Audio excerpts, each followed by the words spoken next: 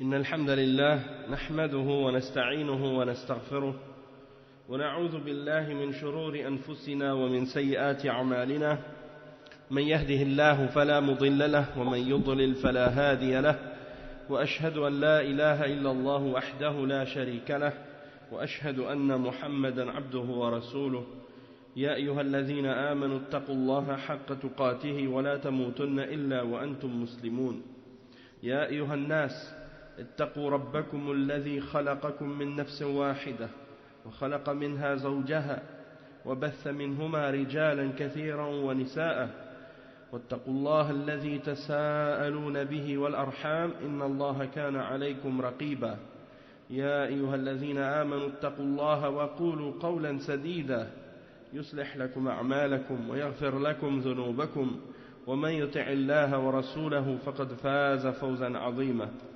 أما بعد وإن خير الكلام كلام الله وخير الهدي هدي محمد صلى الله عليه وسلم وإن شر الأمور محدثاتها وكل محدثة بدعة وكل بدعة ضلالة وكل ضلالة في النار أما بعد.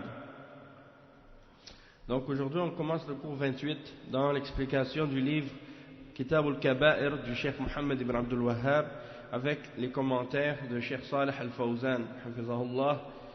Et on avait commencé avant les séminaires du mois de mai avec le chapitre qui s'intitule Babun Dhikru Tamanni al-Ma'siya wal-Hirs alayha, c'est-à-dire le rappel, c'est-à-dire le chapitre de la mention de souhaiter le péché,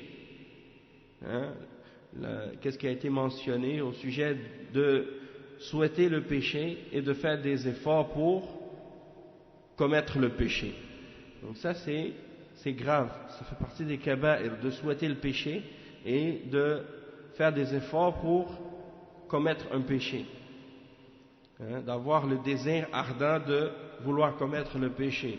Et le cheikh il avait mentionné le hadith qui mentionne que lorsque deux musulmans se rencontrent avec leur épée, eh bien dans ce cas-là celui qui a tué et celui qui a été tué sont dans l'enfer. Les deux sont dans l'enfer. Si deux musulmans se rencontrent avec leurs armes et que un tue l'autre, c'est pas seulement celui qui a tué qui sera en enfer, c'est celui qui a été tué aussi. Et donc les sahaba ont demandé au messager d'Allah, on comprend que le tueur, le meurtrier, il soit en enfer. Mais pourquoi la victime, pourquoi celui qui a été tué, lui aussi doit aller en enfer? Et il a répondu innahu kana harisan ala qatli sahibihi, innahu kana harisan ala qatli sahibihi, c'est-à-dire que celui-là qui a été tué, lui aussi il avait le désir ardent de vouloir tuer son compagnon. C'est juste que c'est pas lui qui a réussi, c'est l'autre, comme on dit, tuer ou être tué. Et tuer, c'est toujours pire qu'être tué. Je me rappelle quand j'étais au cégep, si on dit cégep, c'est comme le lycée, les profs de philosophie nous posaient toujours la question. Écrivez une page sur le sujet suivant. Est-ce que vous aimeriez mieux tuer ou être tué? Et là, il fallait répondre et donner des arguments pourquoi on préférerait tuer ou être tué. Et bien entendu, si tu es un mu'min, si tu es un croyant, tu ne vas pas répondre de la même manière que quelqu'un qui est kafir, quelqu'un qui est athée, qui ne croit pas en l'au-delà.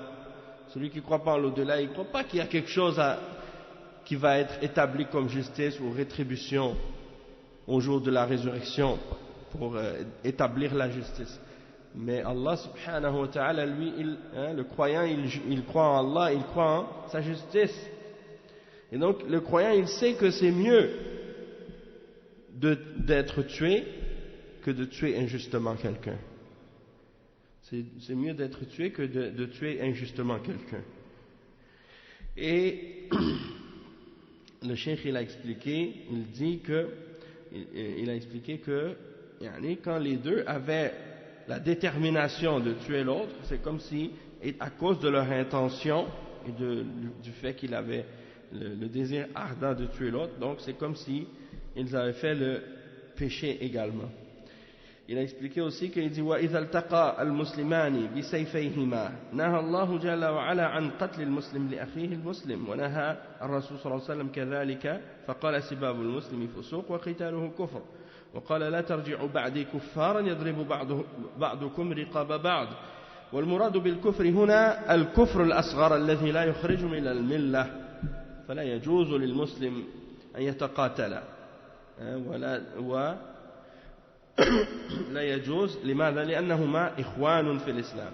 Donc le cheikh il explique que le prophète sallallahu alayhi wa sallam il a interdit que les musulmans se tuent les uns les autres et se combattent les uns les autres, et il a exprimé ça dans plusieurs hadiths, comme le hadith qui est rapporté par Al-Bukhari et Muslim selon Abdullah ibn Mas'ud, dans lequel il dit d'insulter le musulman c'est une perversité, mais de le tuer c'est de la mécréance.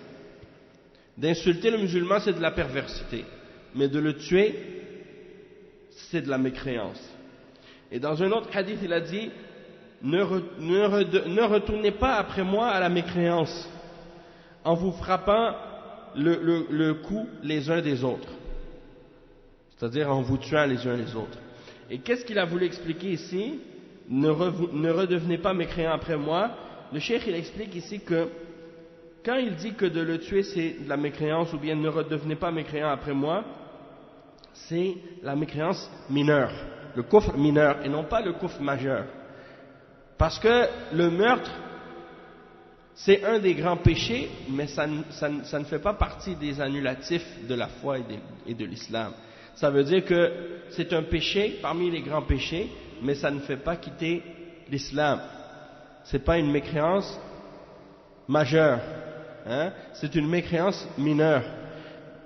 Lorsque quelqu'un tue, ça ne le fait pas sortir de la foi complètement. Ça diminue sa foi, ça affecte sa foi. Pardon, mais ça ne le fait pas sortir complètement de la foi.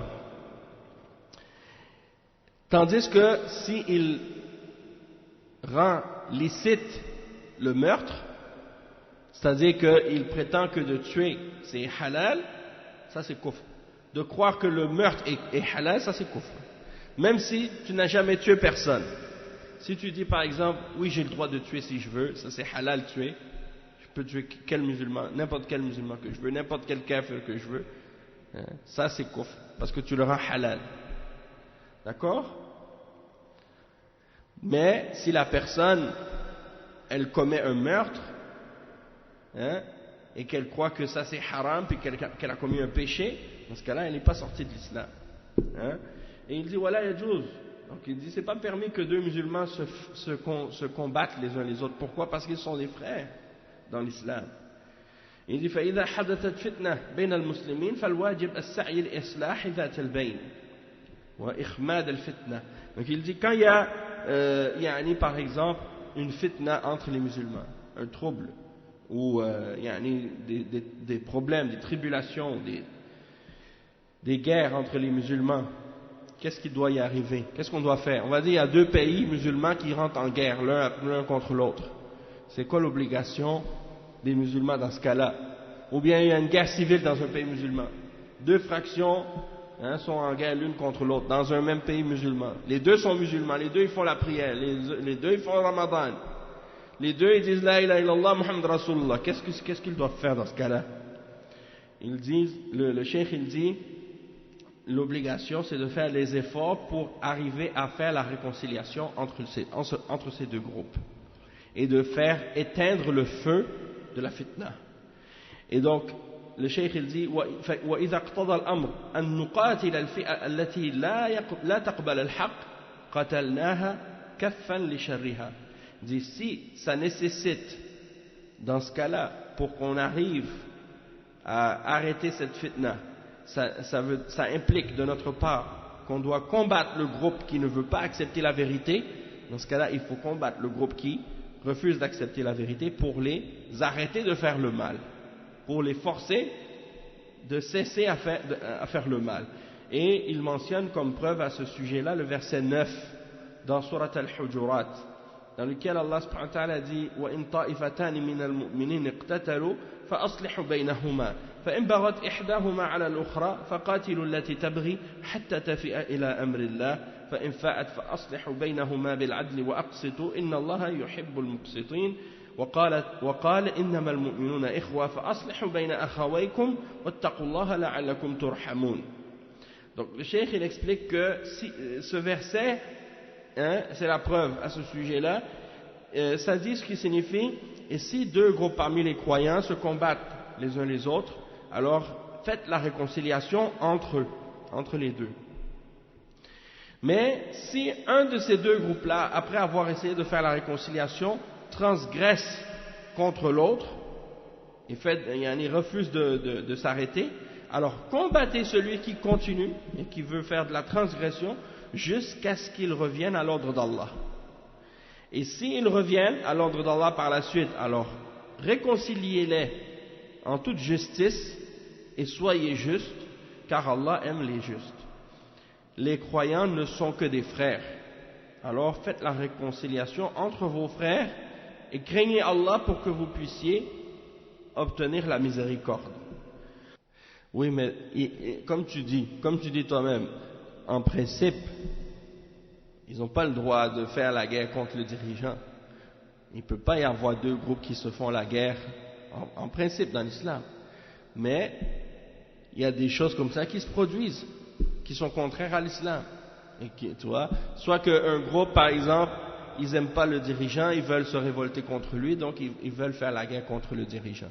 Donc c'est des fiat, des fois on les appelle al-burat.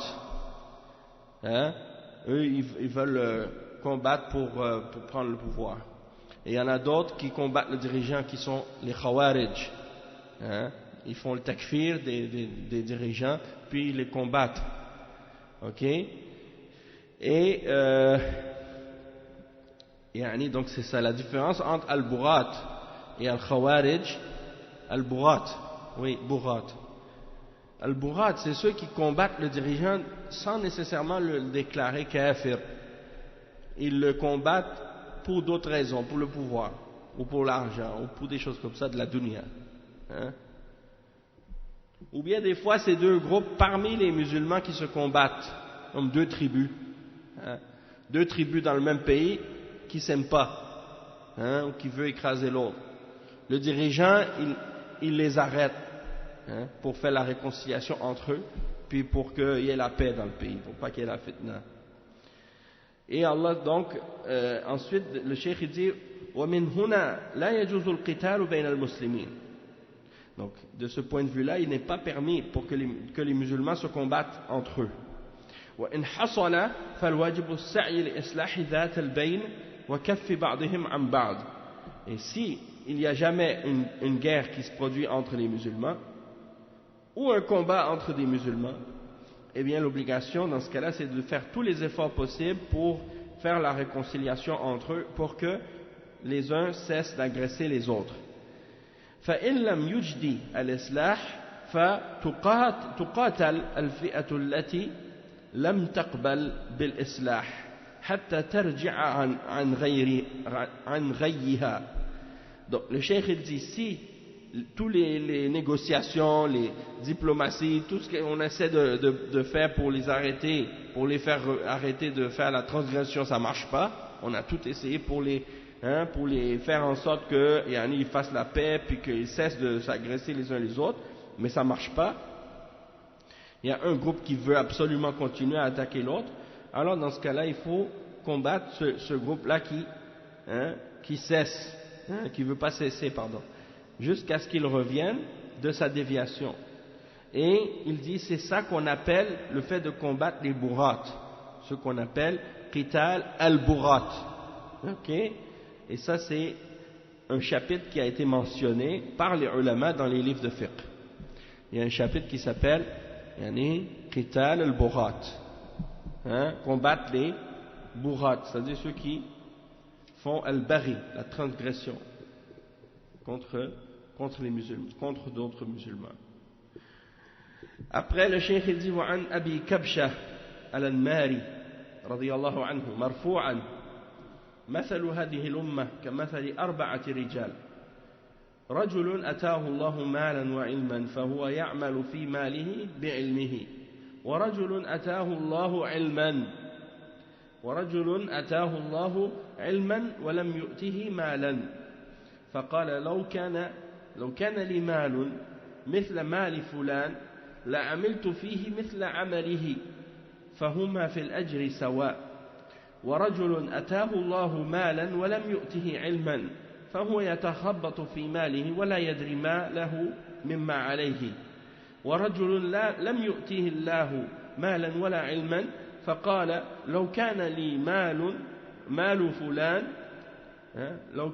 مال فلان لعملت فيه مثل ما عمل فلان فهما في الوزر سواء وصححه الترمذي.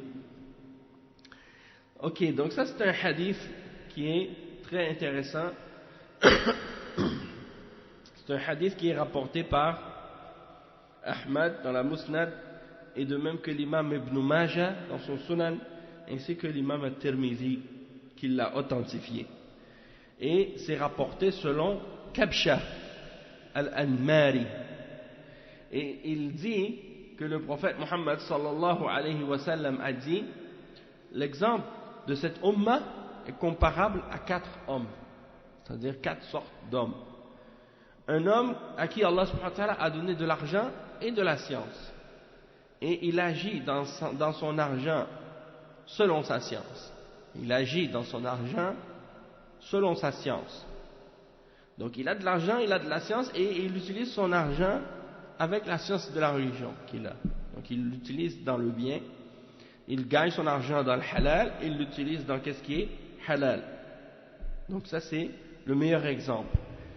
Un autre homme, Allah subhanahu wa ta'ala lui a donné de la science mais ne lui a pas donné de l'argent. Donc il est pauvre. Et il dit, si Allah m'avait donné l'argent d'un tel, j'aurais fait la même chose que ce qu'il a fait de bien. Alors, il a de la science, donc il sait qu'est-ce qui est halal et qu'est-ce qui est haram, qu'est-ce qui est bien et qu'est-ce qui n'est pas bien.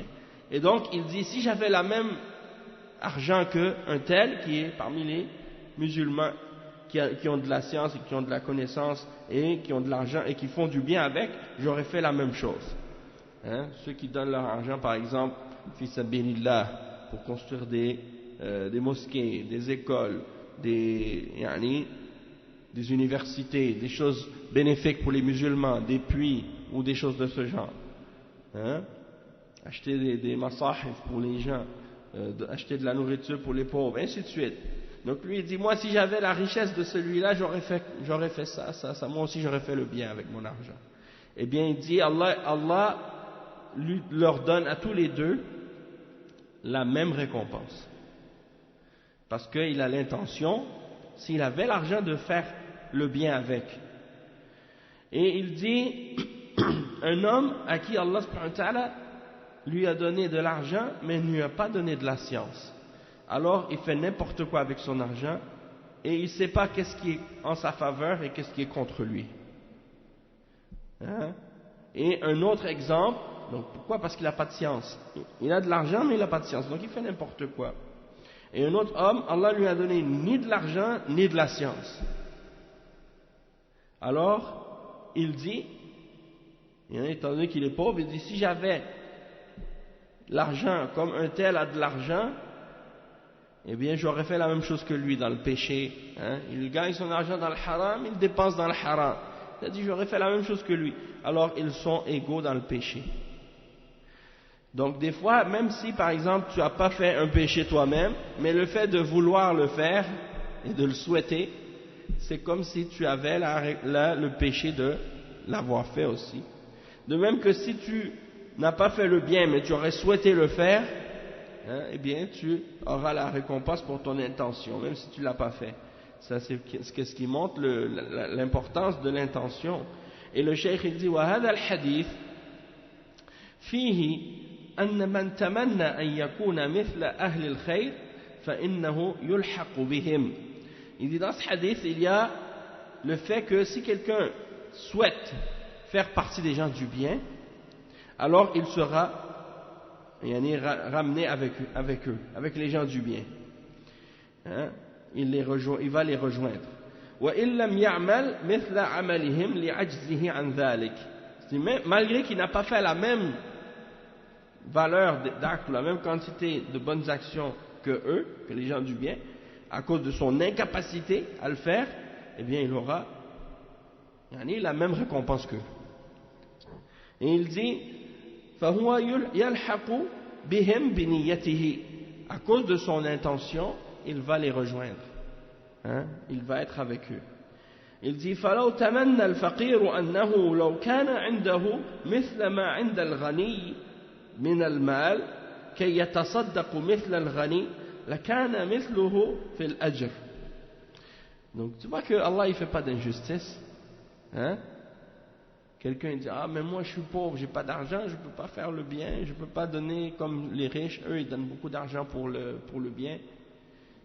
Ça c'est pas Allah il n'a pas fait l'injustice, parce que si ce pauvre il dit par exemple moi j'aimerais ça avoir la même quantité d'argent que ce riche pour que je puisse donner en sadaqa comme le riche, eh bien il aura la même récompense que lui, il sera égaux avec lui dans la récompense à cause de son intention. وكذا رجل لم يؤته الله علما ويتمنى أن يكون مثل العالم الذي يعلم الناس ويرشدهم لكنه لا يملك الإمكانية فإنه يؤجر على نيته. Il dit par exemple la personne qui Allah ne lui a pas donné de la science, mais il voit le savant, il voit la personne qui fait l'enseignement et qui oriente les gens qui ont de la science, et il dit j'aurais aimé être comme ce savant, posséder toute cette science pour pouvoir montrer aux gens le bien, enseigner aux gens la religion d'Allah et orienter les gens, mais j'ai pas été capable et j'ai pas eu la possibilité. Il aura la même récompense que lui. Il aura la même récompense que lui à cause de son intention. Il dit وعلى العكس إن الذي يتمنى أن يكون مثل أهل الشر لو استطاع يكون مثلهم في الإثم فكأن يكون مثل الرجل الغني الذي يبذر في المعاصي والسيئات فيقول لو أن لي مثل ماله لعملت مثله فهو واقع في الإثم مثله والعياذ بالله. Donc le cheikh il dit le contraire est également vrai. Le contraire de ça est vrai également. C'est-à-dire que si quelqu'un souhaite être parmi les gens du mal, s'il aurait la possibilité ou la capacité de faire le mal comme eux et le péché comme eux, comme par exemple de dire j'aimerais avoir autant d'argent que ce riche qui gaspille son argent dans les péchés et dans la désobéissance, dans les casinos, dans la débauche ou toutes sortes d'autres péchés, il dit moi j'aimerais ça être comme lui et faire ça, alors il aura la même punition que lui. Il aurait la même punition que lui, parce qu'il dit si j'avais la même chose que lui, j'aurais fait la même chose. A'udhu billah. Ça c'est un hadith qui est rapporté, c'est par Ahmad ibn Majah et At-Tirmidhi selon Abi Kabsha al-Anmari. Et en passant, il y a beaucoup de hadiths dans cette signification-là. Il y a beaucoup de hadiths dans ce sens-là, dans la sunna. Le cheikh il dit فهذا دليل على أن تمني المعصية يلحق الذي تمني المعصية يلحق الذي تمناها بمن فعل المعصية. C'est-à-dire que ça c'est la preuve que le fait de souhaiter le péché, ça fait que la personne qui a souhaité de faire le péché rejoigne, ça le fait rejoindre celui qui a fait le péché lui-même.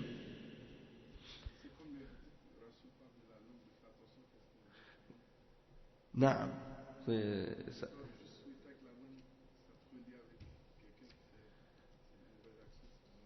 C'est-à-dire de le souhaiter avec la langue ou bien de le souhaiter avec le cœur aussi, parce que des fois tu le dis pas ouvertement, mais dans ton cœur tu le dis. C'est-à-dire qu'avec ta bouche, tu ne vas pas dire « Ah, j'aimerais ça avoir le péché, faire le péché comme lui, avoir de l'argent comme lui pour pouvoir faire toutes sortes de choses haram. » Tu ne le dis pas ouvertement, mais dans ton cœur, tu le souhaites. Allah, il le sait.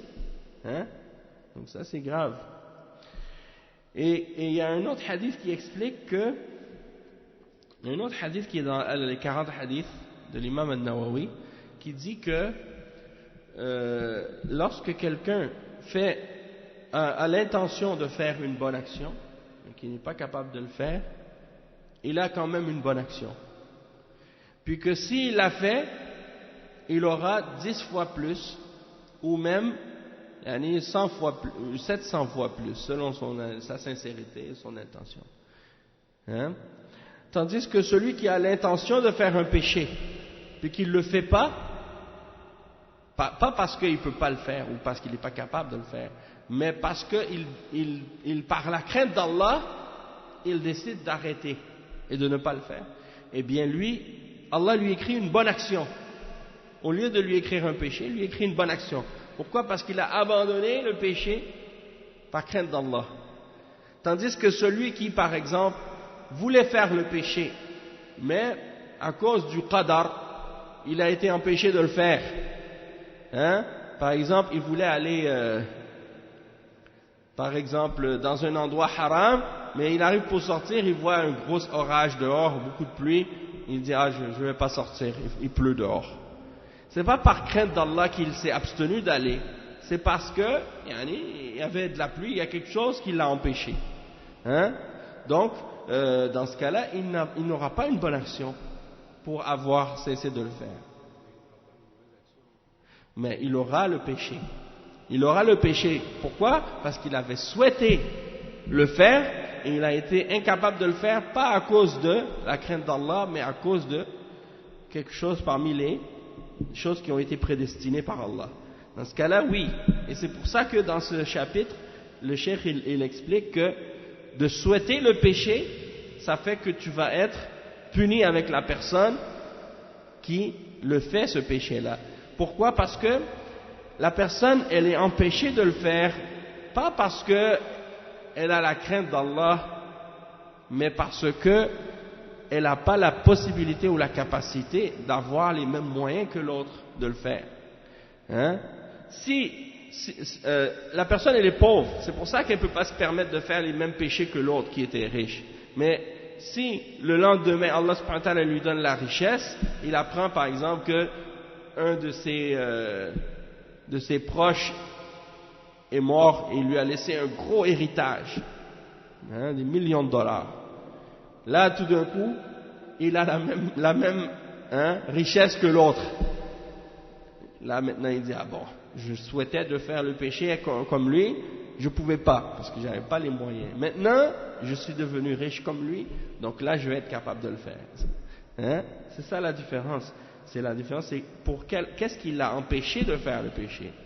Si c'était la crainte d'Allah, la foi qui l'a empêché de faire le péché, dans ce cas-là, il aura la récompense au lieu du péché. Et s'il avait la mauvaise intention de faire un péché, puis qu'il l'a fait, eh bien Allah le punit pour un seul péché. Pas pour, il ne multiplie pas la valeur de ce péché. Tandis que la bonne action, Allah multiplie sa valeur de 10 fois plus ou jusqu'à 700 fois plus ou plus encore. Tandis que le péché, non. Allah, il est miséricordieux, et il est généreux et il est juste. Il punit le péché pour un péché, mais il récompense la bonne action en multipliant la valeur par sa grâce pour tout le monde. C'est-à-dire que le kafir, il n'a pas de bonne action. Le kafir, il n'a pas de bonne action. Tu comprends? Au jour de la résurrection, Allah subhanahu wa ta'ala va transformer ses œuvres en poussière, le kafir. Et c'est pour ça qu'Allah dit dans le Coran, مثل الذين كفروا أعمالهم كرماد أعمالهم كسراب. L'exemple du mécréant, ses œuvres sont comme un mirage. Il marche dans le désert, il voit de l'eau au loin, il pense que c'est de l'eau, il arrive, il trouve rien, c'est du sable. C'est ça les œuvres des mécréants. Et dans l'autre exemple, il dit karamad, comme de la poussière qui a été violemment frappée par le vent dans un jour de tempête.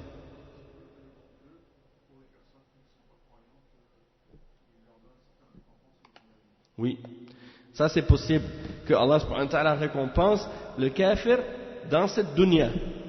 C'est ça que Allah subhanahu wa ta'ala dit dans le Coran lorsqu'il dit Man kana yuridu al-hayata ad-dunya wa zinataha nuwaffi ilayhim a'malahum fiha wa hum fiha la yubkhasun ulaika alladhina laysa lahum fil akhirati illa an-nar wa habit na'am. Donc celui qui désire ou ceux qui veulent la vie présente avec sa parure, nous les rétribuerons exactement selon leurs actions sur terre, hein, sans que rien ne leur en soit diminué. C'est ça le verset. Puis après il dit, Allah il dit dans le verset qui suit après, Ulaika alladhina laysa lahum fil akhirati illa an-nar. Ceux-là sont ceux qui n'auront rien d'autre dans l'au-delà que l'enfer. Le verset 15 dans Surat Hud. Et l'autre verset, c'est une autre sourate. Donc c'est ça. Man kana yuridu al-hayata ad-dunya wa zinataha. Celui qui désire la vie présente avec sa parure, nuwaffi ilayhim a'malahum fiha. On leur remettra la récompense des actions qu'ils ont fait sur terre, sans que rien ne leur en soit diminué. Ceux-là sont ceux qui n'auront rien d'autre dans l'au-delà que l'enfer. Donc ils auront des bonnes actions pour les bonnes œuvres, ils auront des récompenses pour les bonnes œuvres qu'ils ont faites dans cette vie d'ici-bas. Par contre, dans l'au-delà, ils auront juste l'enfer. Hein? Ils n'auront pas de récompense pour qu'est-ce qu'ils ont fait de bien.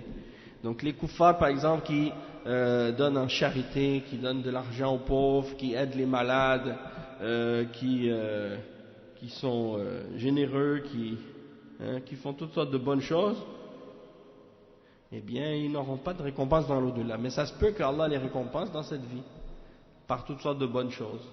Hein? Donc c'est ça l'explication. Après, le cheikh il dit وقوله صلى الله عليه وسلم مثل هذه الأمة كمثل أربعة رجال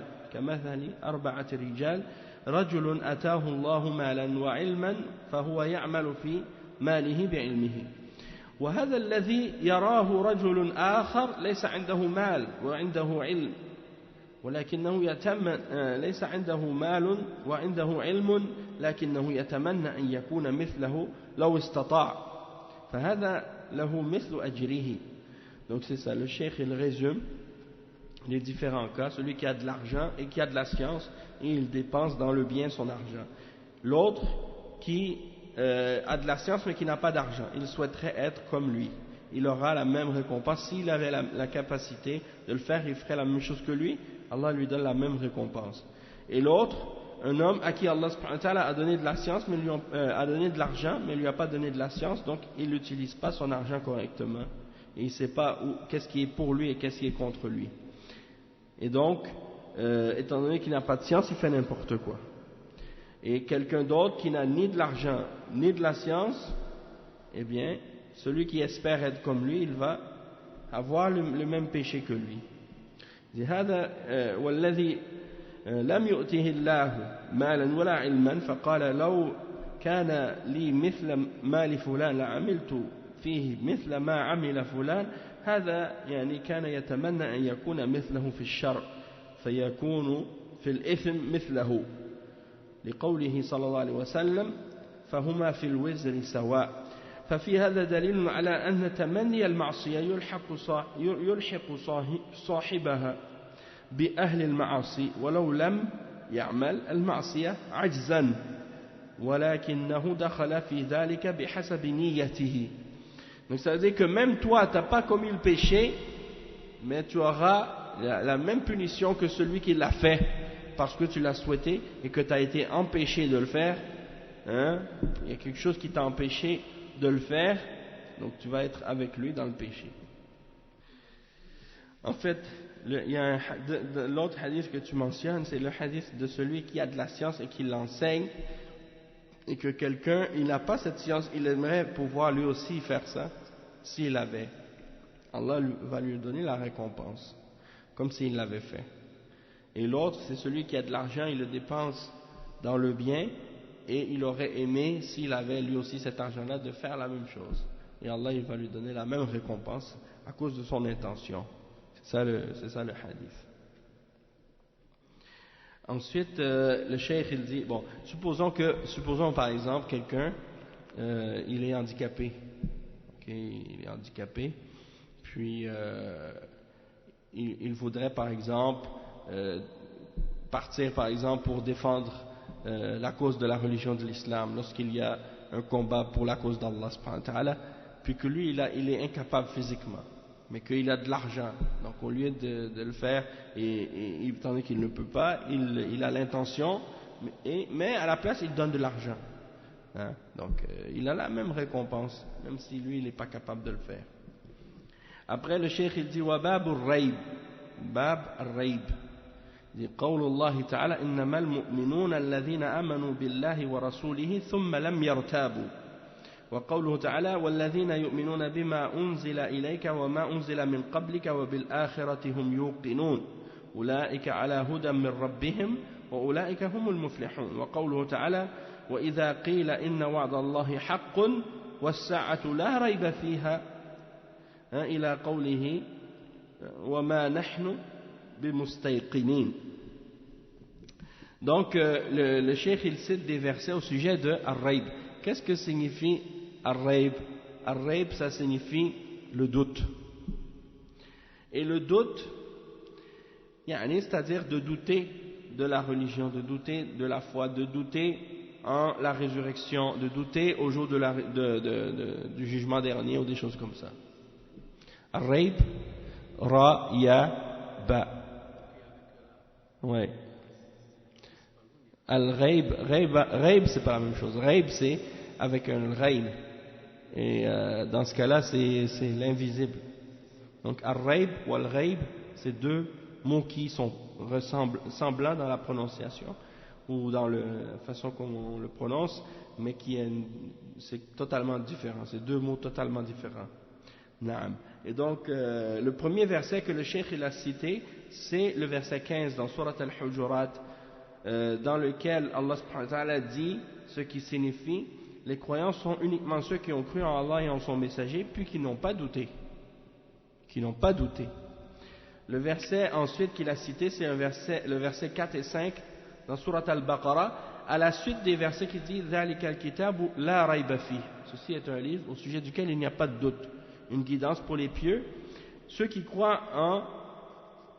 Et après Allah subhanahu wa ta'ala il décrit les pieux, il dit ceux qui croient en ce qui a été révélé sur toi et ce qui a été révélé avant toi et qui sont convaincus de l'au-delà, ceux-là sont sur une guidance de leur Seigneur et ceux-là seront ceux qui ont le succès, Et l'autre verset que le cheikh il a cité, c'est les versets 32 dans Surat Al-Jathiyah, dans lesquels Allah subhanahu wa ta'ala il mentionne à propos des gens وَإِذَا قِيلَ لَهُمْ إِنَّ وَعْدَ اللَّهِ حَقٌّ.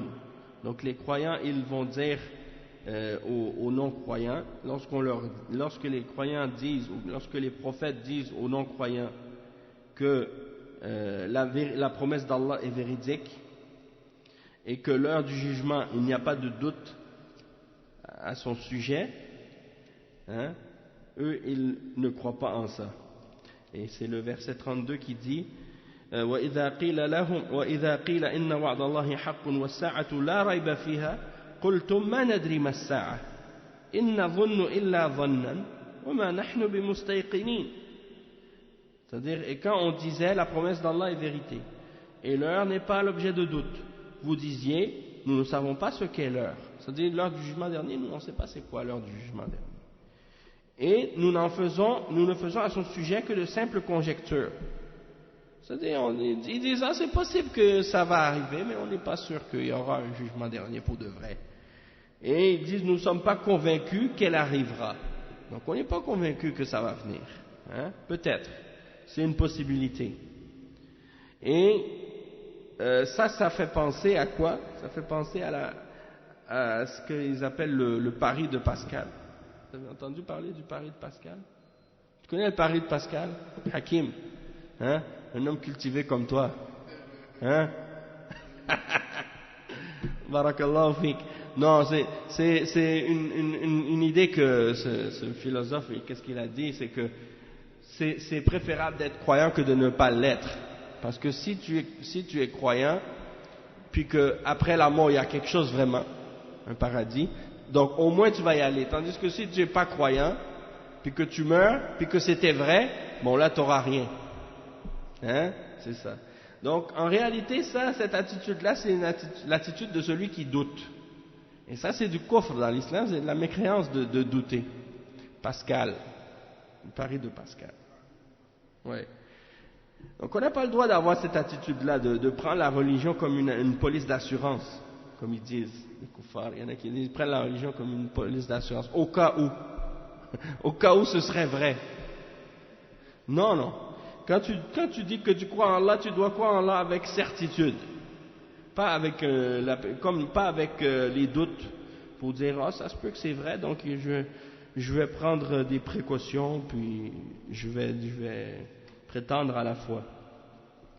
C'est comme l'exemple, aussi il y a un verset comme ça, dans Surat Al-Kahf.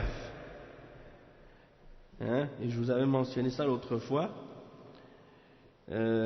Le verset 39 et 40, il dit وَلَوْلَا إِذْ دَخَلْتَ جَنَّتَكَ قُلْتَ مَا شَاءَ اللَّهُ لَا قُوَّةَ إِلَّا بِاللَّهِ. Non, c'est ça. C'est la personne, il dit وَدَخَلَ جَنَّتَهُ وَهُوَ ظَالِمٌ لِنَفْسِهِ, le verset 35 dans Surat Al-Kahf. Il dit وَدَخَلَ جَنَّتَهُ وَهُوَ ظَالِمٌ لِنَفْسِهِ قَالَ مَا أَظُنُّ أَن تَبِيدَ هَذِهِ أَبَدًا وَمَا أَظُنُّ السَّاعَةَ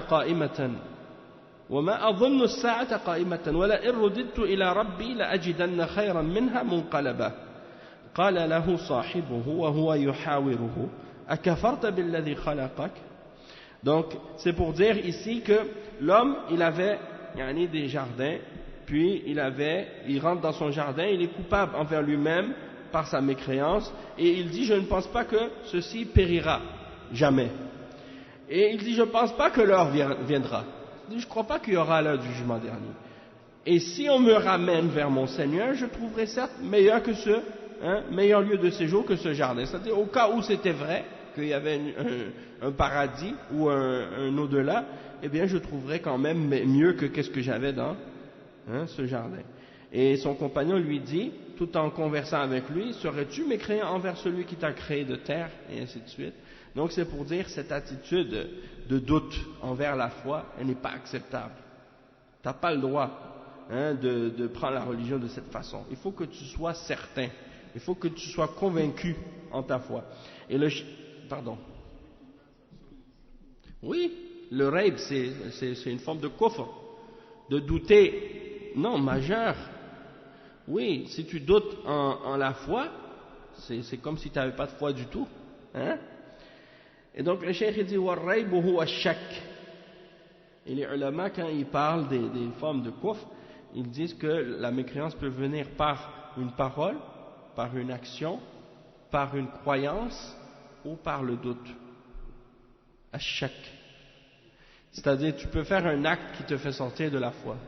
Tu peux dire une parole qui te fait sortir de la foi. Et tu peux avoir une croyance qui te fait sortir de la foi et par le doute également. Le fait de douter en la religion d'Allah ou en quelque chose qui est relié à la religion et qui est confirmé. Donc il dit, le cheikh il dit الريب هو الشك فالأصل في المؤمن أن لا يكون عنده شك ولا يكون مترددا في إيمانه وإنما يكون صادق الإيمان. Donc le al-raib ça veut dire le doute, et la base c'est que le croyant il doit ne pas avoir de doute et ne pas être hésitant dans sa foi. Et il dit وإنما يكون صادق الإيمان, il doit être sincère et véridique dans sa foi. أما الذي عنده الشك وتردد فهذا لا يكون مؤمنا. Celui qui a des doutes, celui qui a de l'hésitation dans sa foi, il n'est pas croyant. Il n'est pas croyant. Il dit وقوله تعالى إنما المؤمنون الذين آمنوا بالله ورسوله ثم لم يرتابوا. Allah subhanahu wa ta'ala il dit ce qui signifie les croyants sont uniquement ceux qui croient en Allah et au messager puis qui ne doutent point. فهم آمنوا بالله ورسوله محمد صلى الله عليه وسلم ثم أتبعوا هذا بالعمل قال كما قال في الآية نفسها وجاهدوا بأموالهم وأنفسهم في سبيل الله. Donc le cheikh il dit ces gens-là ils ont cru en Allah et au messager Mohammed sallallahu alayhi wa sallam puis ils ont fait suivre cela par des actions, par des œuvres comme le verset lui-même le dit, le verset dans Surat Al-Anfal, et ils ont lutté avec leurs biens et leurs personnes dans le sentier d'Allah. أي حاربوا الكفار وأعدوا القوة لقتالهم بأموالهم وأنفسهم لإعلاء كلمة الله ونصرة الدين وهذه علامة صدق إيمانهم. Donc le cheikh il dit, c'est-à-dire qu'ils ont combattu, ils ont fait la guerre aux kuffars et ils ont préparé la force nécessaire pour les combattre avec leurs biens, leur argent et avec leur personne dans le but que la parole d'Allah soit élevée, soit au-dessus de toute autre parole et dans le but de défendre la religion d'Allah. Et ça c'est le signe de la sincérité de leur foi. Ça c'est le signe de la sincérité de leur foi, oui. Le verset 72. وجاهدوا بأموالهم وأنفسهم في سبيل الله. Puis aussi dans le verset dans Surat Al-Hujurat, aussi même c'est mentionné après. Dans le verset 15. Ouais. Et il dit Ay harabul kuffar, donc ça on l'a lu. Et après il dit فليس الإيمان مجرد النطق فقط ولا بالقلب فقط كما يقول المرجئة وإنما الإيمان قول واعتقاد وعمل. Il dit que la foi c'est pas juste une parole que tu dis seulement avec la langue. Tu sais, oui, moi je suis croyant, je crois. Non, il faut que ce soit suivi par des actions. Il dit parce que la foi elle est composée des paroles, de la croyance, de la parole et des actions. C'est pas juste quelque chose qui est dans le cœur comme le disent les Murji'a. La secte des Murji'a qui disent non, la foi c'est juste dans le cœur. Même si tu pries pas, tu es croyant. Même si tu jeûnes pas, tu es croyant. Même si tu fais tous les péchés du monde, tu es croyant. Et ta foi est égale avec la foi des prophètes, des anges. Même si tu fais les plus grands crimes. C'est pas grave, ça affecte pas la foi. Je sais pas, je suis pas sûr, mais en tout cas, eux de toute façon ils n'ont pas de foi. Alors ça changera rien pour eux, ils sont des chrétiens. Donc même s'ils diraient la parole des Murji'a, la plupart des chrétiens sont des Murji'a de toute façon. Malgré qu'il y en a qui savent, parce que je me rappelle même il y a des versets dans la Bible qui dit que la foi sans les œuvres ça vaut rien. Ça c'est mentionné, même chez les chrétiens ils disent ça. La foi sans les œuvres, ça sert à rien. Et donc c'est une vérité. Mais il y a ça chez les soufis, et il y a ça chez les mubtadi'a de façon générale. Ils disent la foi c'est dans le cœur. Quand tu dis à quelqu'un qui ne fait pas la salat, fais la salat. Il dit al-iman fil qalb. La foi c'est dans le cœur, j'ai pas besoin de prier. Ma foi elle est forte, elle est dans mon cœur, moi je suis sincère. Même parfois ils vont se permettre même de dire qu'ils sont meilleurs que ceux qui prient. Eux ils prient mais ils font des péchés, moi je prie pas, au moins je suis pas hypocrite. C'est parce qu'ils n'ont pas compris la signification de l'hypocrisie. Et ils pensent que de ne pas prier c'est pas une hypocrisie. De ne pas crier c'est pas une hypocrisie. Tu dis que tu es croyant mais tu obéis pas à Allah, ça c'est pas de l'hypocrisie ça? Allah al-Musta'an. Donc il dit وَإِنَّمَا الْإِيمَانُ قَوْلٌ وَعَمَلٌ وَاعْتِقَادٌ. La foi c'est une parole de la langue, une croyance du cœur et une action du corps. ولا يكون المؤمن مجاهدا في سبيل الله إلا إذا أخلص نيته وكان قصده إعلاء كلمة الله. Donc il dit que la personne pour qu'elle soit considérée comme quelqu'un qui est un mujahid, c'est-à-dire qui lutte, qui pratique le djihad et qui lutte dans le sentier d'Allah, il faut qu'elle soit sincère dans son intention. C'est-à-dire qu'il faut qu'elle ait purifié son intention pour Allah seul, et que son intention soit uniquement d'élever la parole d'Allah au-dessus de toute autre parole, pour que la parole d'Allah soit la plus haute. Et quand on parle de djihad, bien entendu, encore une fois, on le mentionne, c'est pas qu'est-ce que font les groupes d'égarement parmi les groupes de Khawarij contemporains.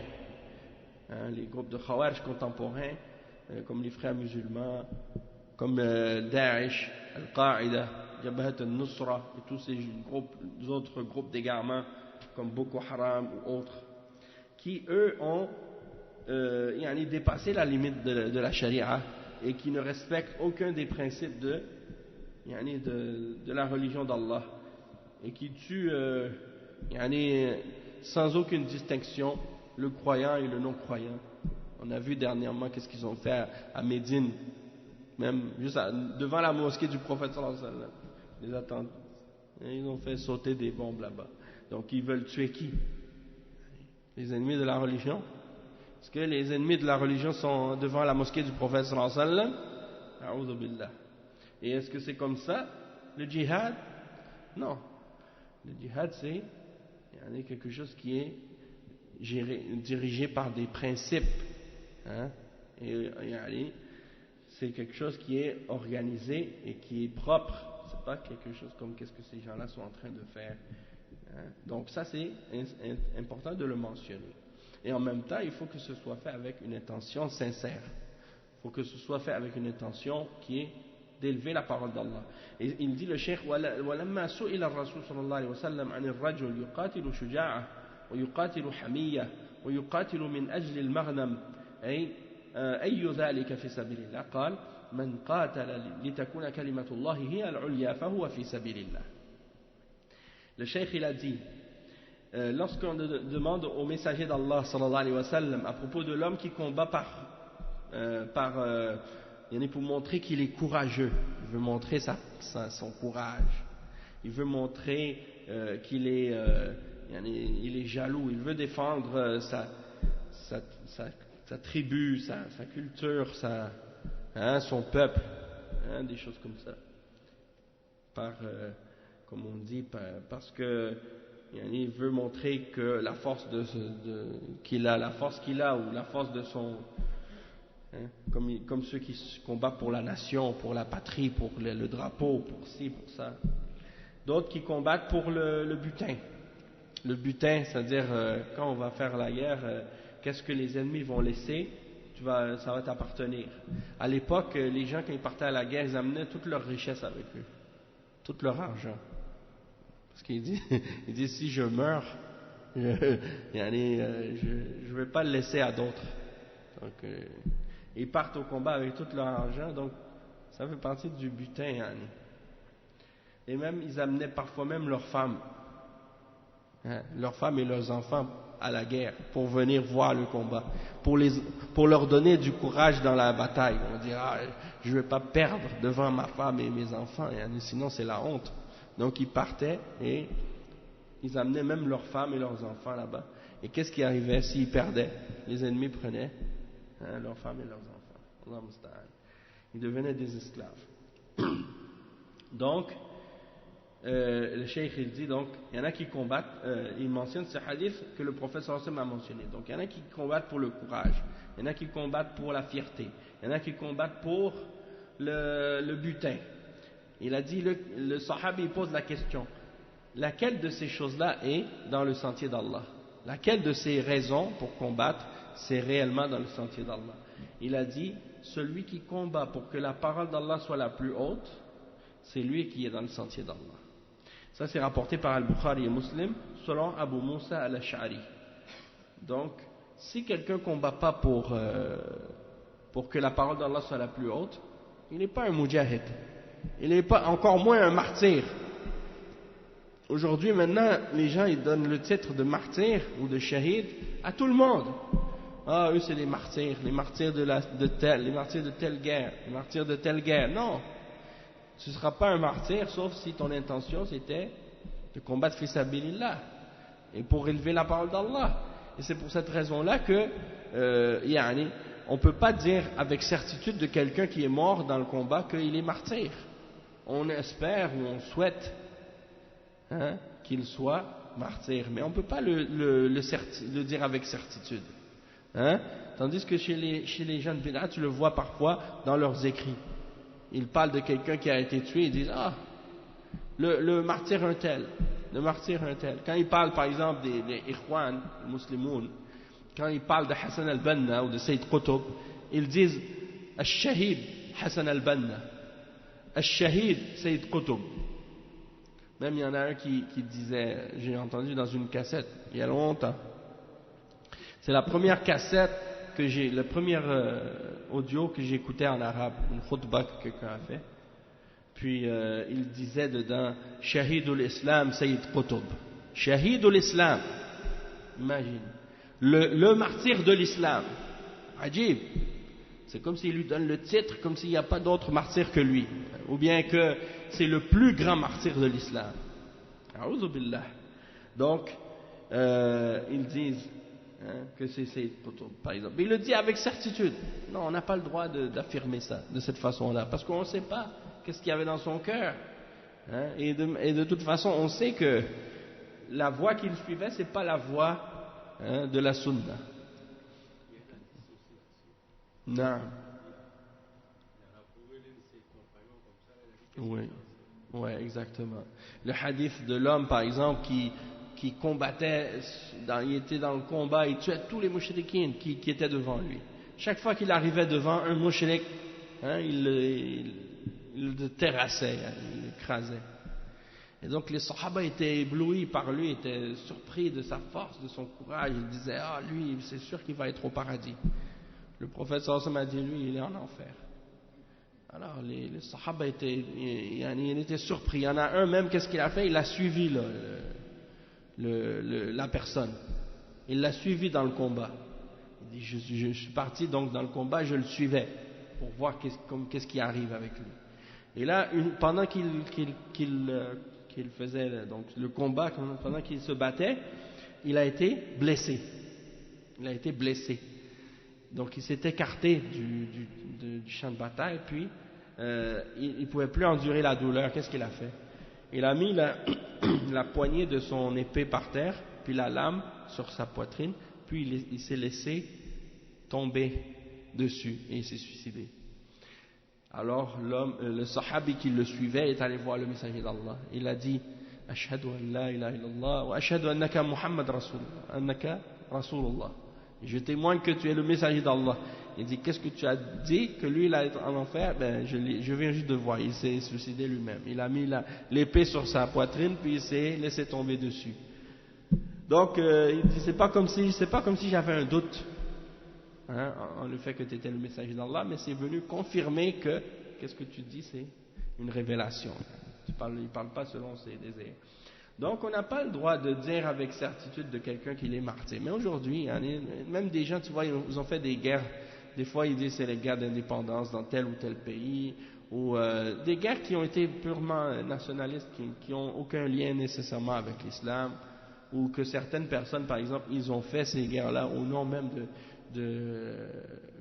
au nom du socialisme, au nom du communisme, au nom d'autres idéologies de kufr, puis ils sont morts dans cette bataille-là, puis après ils disent les martyrs. Alors que, Allahu A'lam, est-ce qu'ils étaient martyrs ou non? Donc il faut, pour que quelqu'un soit un vrai martyr, qu'il ait combattu, fi sabilillah, pour élever la parole d'Allah. Et c'est la même chose à propos des Khawarij. Ils pensent qu'ils vont avoir le paradis et qu'ils vont être martyrs s'ils sont tués. Qu'ils vont être avec des vierges au paradis, mais ces gens-là, ils vont pas avoir de vierges au paradis, ils vont être en enfer. Pourquoi? Parce que le prophète sallallahu alayhi wa sallam a dit qu'ils sont les chiens de l'enfer. Le prophète sallallahu alayhi wa sallam il a dit hum kilabun nar. Donc ils s'imaginent qu'ils vont avoir le paradis alors qu'ils vont être les chiens de l'enfer. Donc de penser que ces gens-là vont avoir des vierges au paradis, là ça c'est totalement faux. Les vierges du paradis sont pour les croyants, sont pour les gens qui sont sur la vérité, qui suivent la vérité et qui ne sont pas sur la bid'a, comme ces Khawarij. Donc le cheikh il dit وَالَّذِينَ تَكُونُ فِيهِمْ هَذِهِ الصِّفَاتِ وصفهم الله تعالى في الآية نفسها بقوله أولئك هم الصادقون. Donc, ceux qui sont dans cette caractéristique, dans cette description et qui ont ces caractéristiques-là, eh bien ceux-là sont yani, comme Allah les a décrits dans le même verset, le verset 15 dans Surat Al-Hujurat, ceux-là sont les véridiques. Il dit وَلِأَنَّ هَذَا رَدٌّ عَلَى الْأَعْرَابَ الَّذِينَ قَالُوا آمَنَّا قل لم تؤمنوا ولكن قولوا أسلمنا يعني أنهم دخلوا في الإسلام أما الإيمان فلم يدخل في قلوبهم ولذلك قيل كل مؤمن مسلم وليس كل مسلم مؤمنا بل أحيانا يكون منافقا وهو أن يكون مسلما في الظاهر وكافرا في الباطن. Donc le cheikh il dit, et ça c'était en réponse aux Bédouins qui venaient de se convertir à l'islam et qui ont dit nous croyons. Et Allah leur a dit dans le verset 14 dans Surat Al-Hujurat, ne dites pas nous que vous êtes croyants, ne dites pas nous croyons, ou bien dis au Mohammed à ces gens-là, vous n'avez pas encore eu la foi réelle, mais dites plutôt nous nous sommes convertis à l'islam et la foi n'est pas encore rentrée dans votre cœur.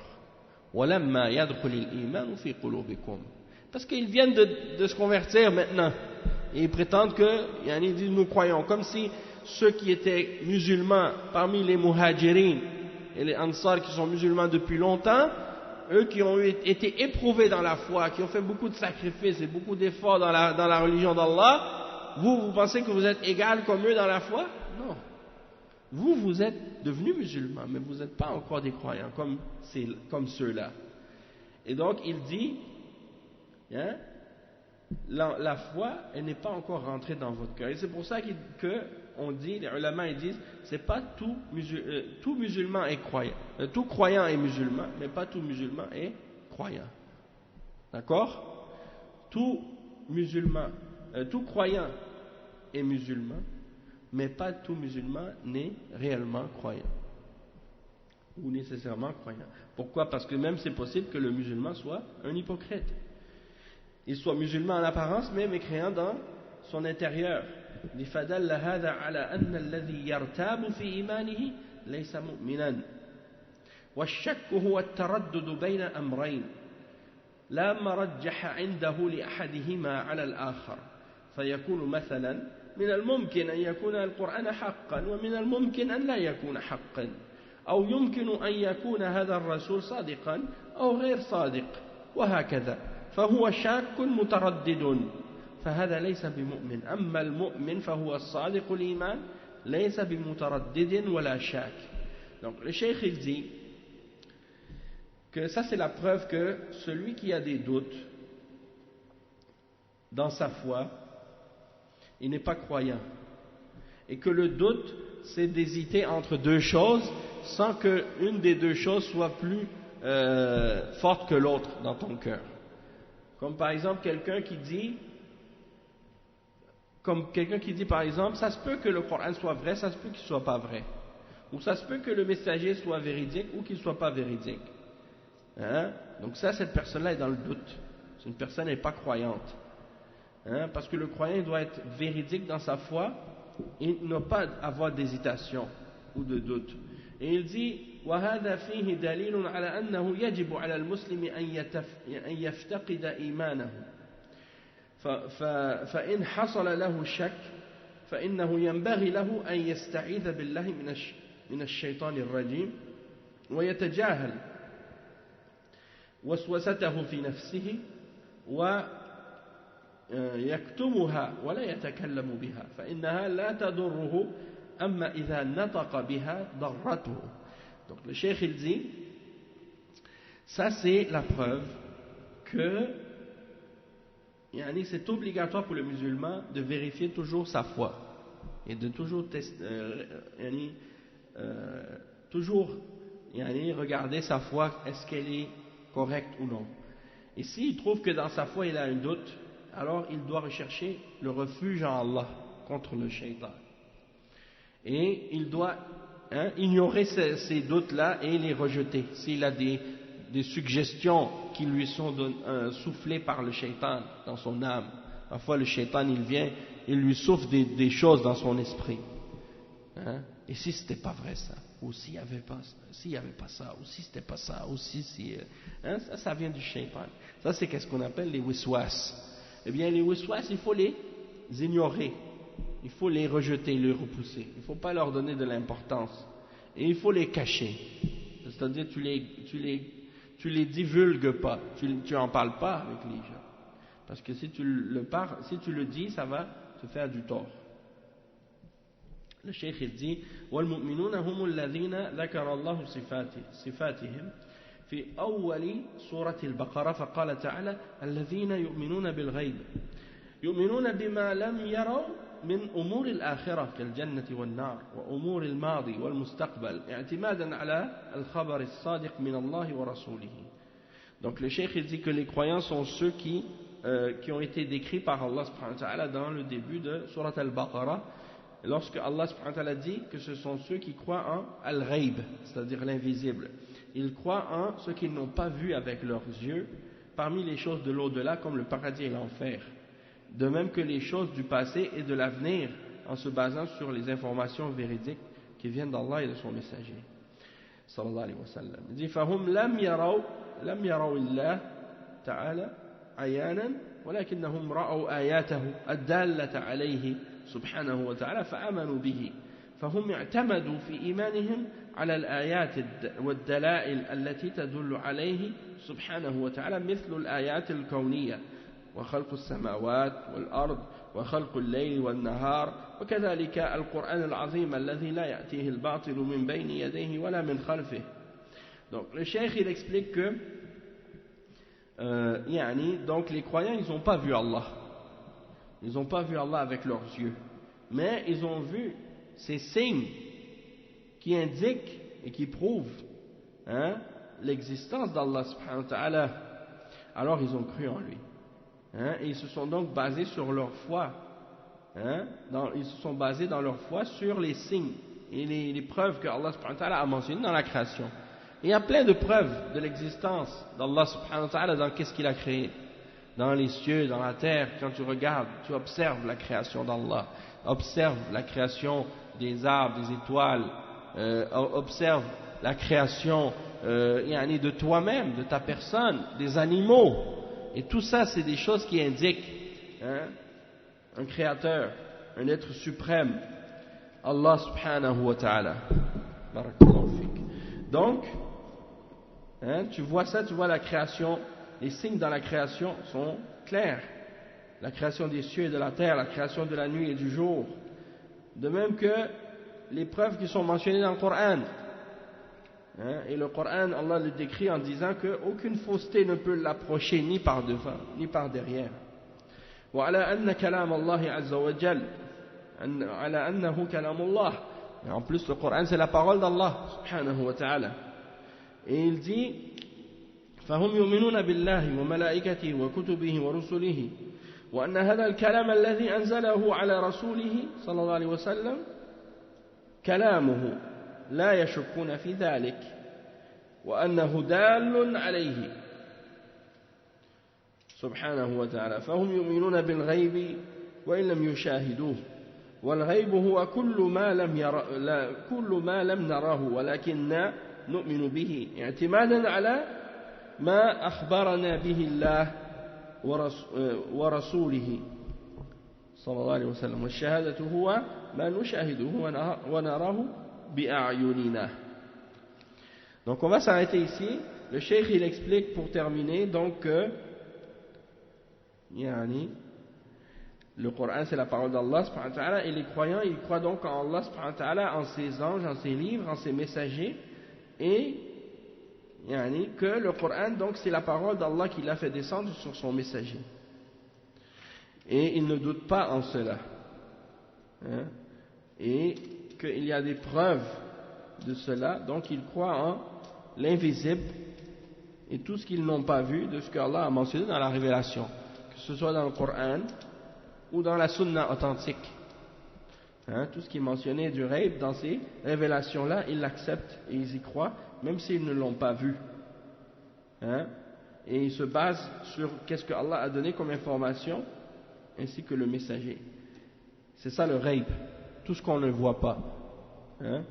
Et ash-shahada, c'est qu'est-ce qu'on peut voir, qu'est-ce qu'on peut voir avec nos yeux. Ash-shahada. Non. Le témoignage, ben c'est pas la même chose, mais il y a un lien entre les deux. Parce que quand tu témoignes de quelque chose, ça veut dire que c'est comme si tu l'avais vu, tu en étais témoin. Et une fois même le prophète sallallahu alayhi wa sallam, il a demandé à un sahabi qui avait fait le témoignage de la foi, il a dit: est-ce que tu vois le soleil dans le ciel? Il a dit oui. Il a dit: de cette façon tu dois témoigner de la foi. Comme si tu dois être convaincu, de la même manière que tu es convaincu qu'il y a un soleil dans le ciel, de la même manière tu dois être convaincu de la foi en Allah et que rien ne mérite d'être adoré excepté lui. Al-Ghaib, c'est Ghain, Ya, Ba. Non, ça c'est l'invisible. Le doute c'est Ra, Ya, Ba.